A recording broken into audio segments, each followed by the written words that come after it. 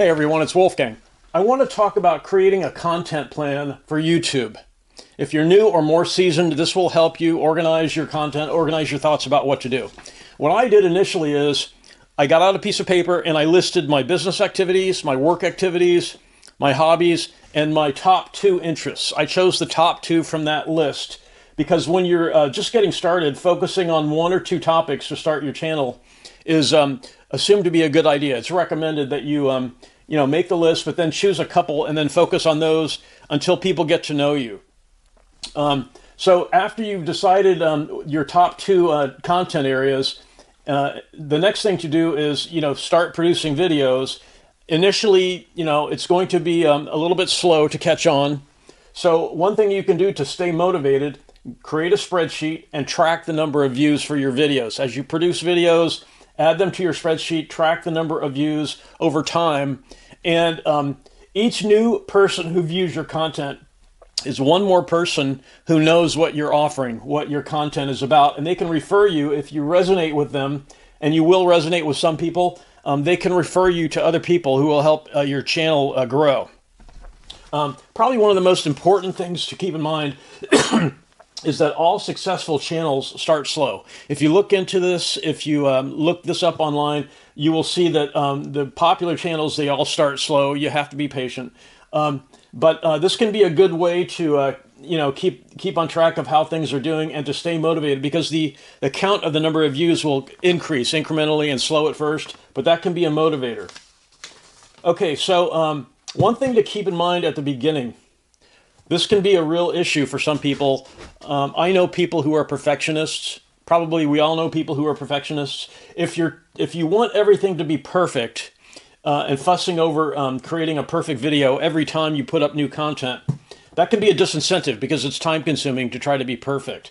So what you want to think about instead is you're trying to learn a lot of different things, and it's not necessary to be perfect in the beginning. You can kind of worry about that later on. Once you figured out, once you learn the ropes of producing content on YouTube, it will become more clear what are the important things. And making your first videos perfect, that can be a disincentive to making more. And you want to be creating content continually.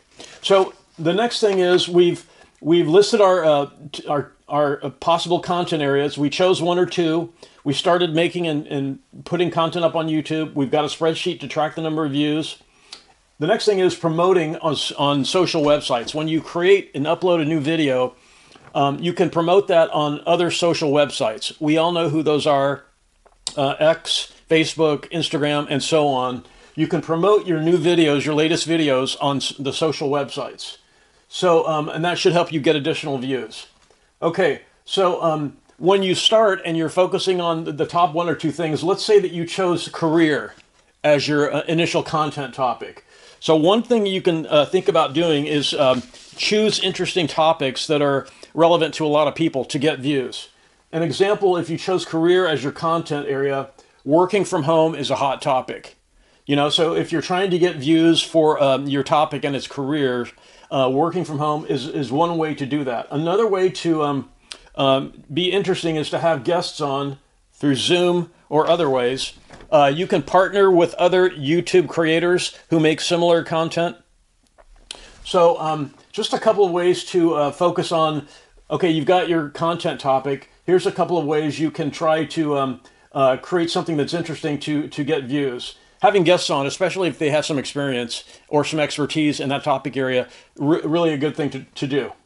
Okay, so in the beginning when you're creating videos, and also if you're seasoned, if you've got a lot of experience, too long a video, it can be sort of a burden if you've got hour-long videos constantly. Unless you've got a really robust following, it's kind of asking a bit much for someone who doesn't know you to sit and watch a video for an hour long. So keep in mind that less is more. A 10-minute video, probably better than an hour-long video, and it's easier to make shorter videos also. Okay, so one thing to keep in mind about YouTube is being consistent. If you're trying to build a channel and an audience, consistently creating new content and uploading, having a content plan and following it, that's what this is, a content plan, will help your channel grow over time. if you have, if you're building an audience and you're regularly uploading new content, that can keep people interested, right?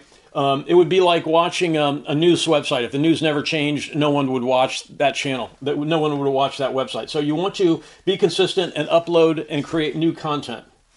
Okay, so we're trying to build an audience. If someone gives you comments in your videos, responding to them is a good way to engage with your audience.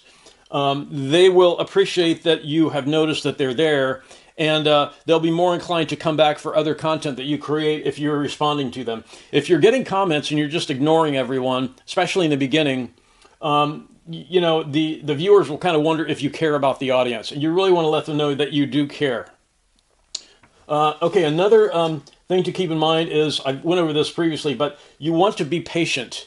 When you're starting a new channel, it takes time for enough people to know that you exist, basically, if you're brand new.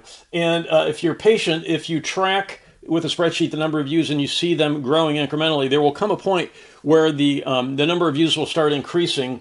You want to be very patient in the beginning because no one knows you exist. No one knows what your content is about. So you have to give things time for that to catch on with enough people. Okay, so a couple of things I didn't write down here as part of the content plan. The YouTube algorithm is search-based. If you have any skills in making content available on a search engine, it's directly applicable to this because YouTube is basically a search engine for videos. So any knowledge you have about optimizing to be found in a search applies to YouTube content. To give you an example, the title and the thumbnail of your video are used for YouTube to know who to show your content to. So you want to keep that in mind about the title you choose and the thumbnail. And another thing you can think about doing is study successful channels. It's like being a musician. If you're picking up guitar for the first time, you tend to want to look at what more experienced guitarists are doing. It's the same thing with creating video content. If you can find popular channels and study what they're doing, you can pick things up. And maybe not everything is directly applicable in the beginning, but you can pick things up by watching more experienced people on YouTube and getting ideas from them. Probably, I would say the most important thing on here is to be patient because it takes time for a reputation to build. And if you're patient with it and give yourself enough time and track the progress of your views, it will give you it will inspire you and keep you motivated to produce content. You want to be consistent. You want to create new content and upload it continually and make incremental improvements as you go. Because we kind of focused on a couple of narrow topics at the beginning, later, once you've built up an audience, you can think about expanding those. In the beginning, it's nice to stay narrow with your focus. So I invite anyone who's got any comments, if I left anything out, if you have any comments about the video, I'd appreciate your feedback. And I want to thank everyone for watching and have a great day.